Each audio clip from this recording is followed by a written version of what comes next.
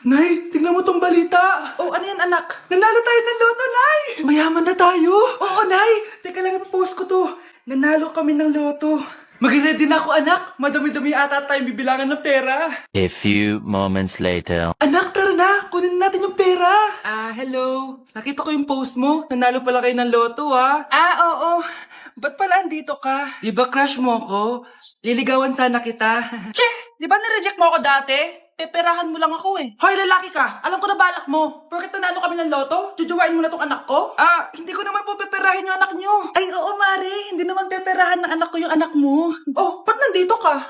Makikipag-close sana ako sa'yo kasi magiging bilang ka na ng anak ko. Ay, tiilan nyo kami. Peperahan nyo lang kami. Lumayas kayo dito. Nabasa niyo na ba yung balita? Mali daw yung lumabas na loto. Kayo yung panalo. Kami yung nanalo. Mayaman na tayo! Hindi kami yung panalo. Nay, magiging mahirap na tayo ulit. Paano ba yan? Kami pala yung panalo. Lalayas na kami, ha? Sandali lang, Mare. Wow! Anak, di ako makapaniwalang may pinapatayo na tayong bahay. Nay, deserve natin to. Ang tagal niyo din to pinaghirapan. Ma'am, saan ko po ilalagay itong mga semento? Doon na lang sa gilid, kuya. Sige po, ma'am. Excited na ako matapos tong bahay natin, anak. Saan dito? Hoy, huwag ka pupunta dyan! Grabe nangyari sa Kawawa kanya. naman siya. Ba't ang daming tao?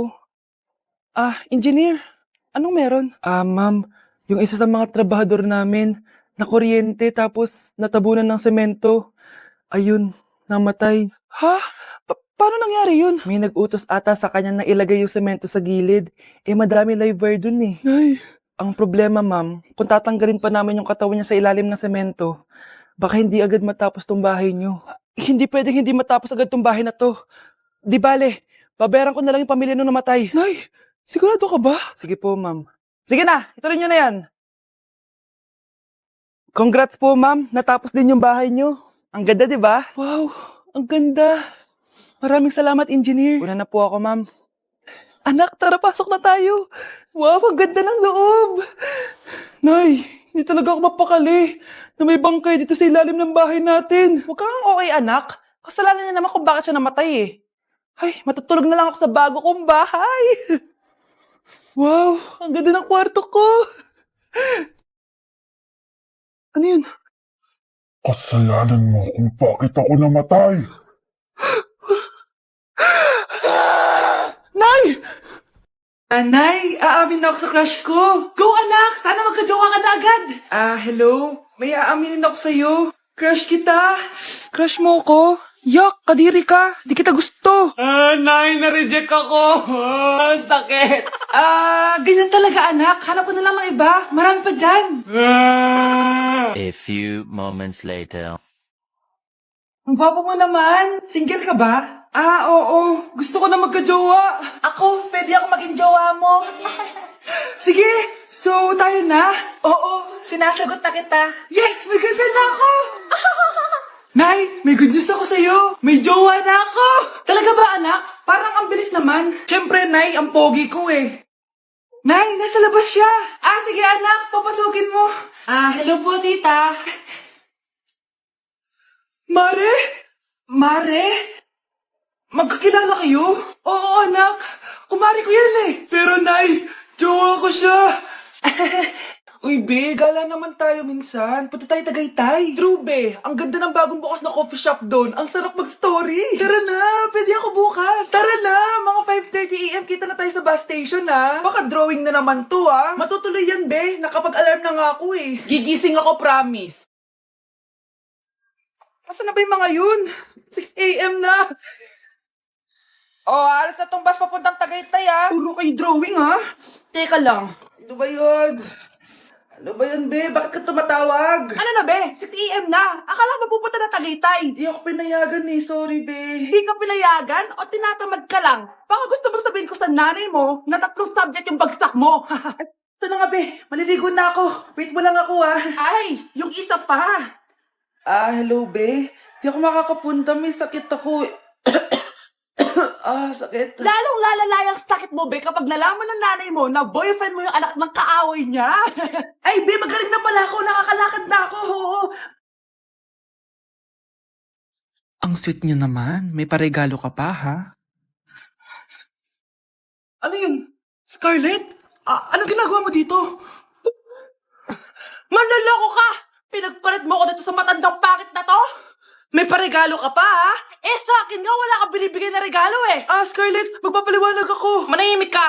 At ikaw naman, matandang pangit, sayong-sayo na tong boyfriend ko. Magsama kayong dalawa. Aba, walang respeto tong girlfriend mo, ah. Ano pinagsasabi mo, Scarlett? Eh, nanay ko to.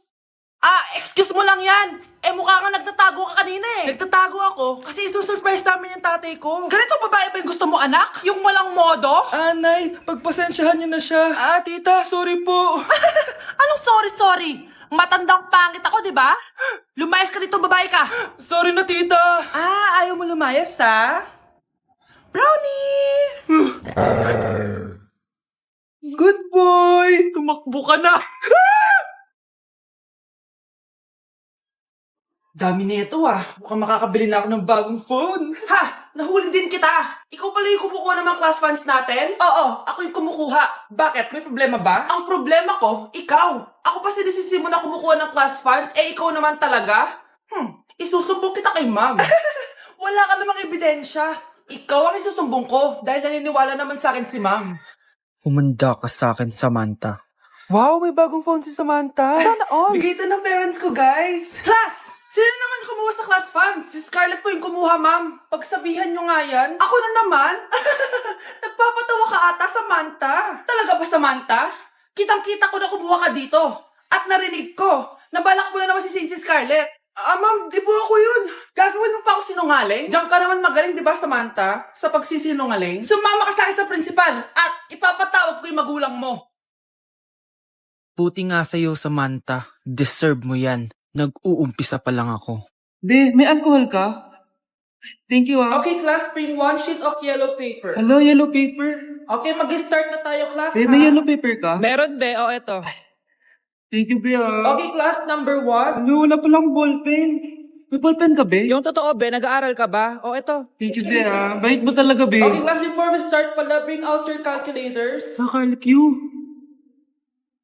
May calcu ka, Be? Lahat na lang, be. O, ayan. Perfect. Thank you, Be. Yun, sa wakas natapos din. Be, may tissue ka? Wow, tissue naman. Ayan. Salamat, Be. Grabe, na-stress ako dun, May salamin ka, Be? Meron, be. Ano pa kailangan mo? Grabe, thank you, Be, Pogi pa rin, May suklay ka, Be? Wala. O, ayan. Ayun! Ikaw na talaga, Be. Best classmate ever. Kumain ka na dyan, anak, ha? Anong meron, Nay? Bakit ang dami pong pagkain? Siyempre, anak, malapit na magpasko. Tara, kain na tayo. Niluto ko lahat ng favorite mo. Talaga, Nay? Ay, sana palagi na lang Pasko. Ay, may nangangaraling ata. Wait lang, anak. Nangangaraling po. Ang seselage awetan na awit ang hando sa nga ng Pasko magmalaba joy joy. Merry Christmas po! Galing mo naman! O ito, 10 pesos. Ayan na! 10 pesos? Ang ganda ng boses ko tapos 10 pesos lang bibigay mo sa akin?